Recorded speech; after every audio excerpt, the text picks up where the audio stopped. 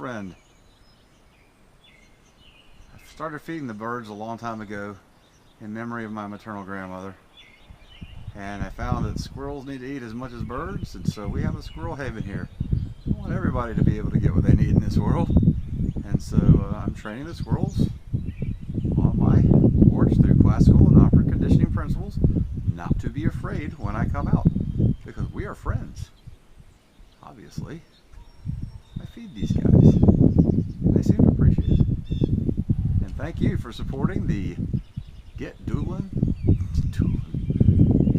on Ellen charity effort. Hashtag GETDULAONELLEN with some other Ellen show hashtags. Everything you can do to make that happen. The more books I sell, the more money I get, the more I have to give away to charity, which is the main point of this whole thing. It ain't about me, it's about we. Thank you all.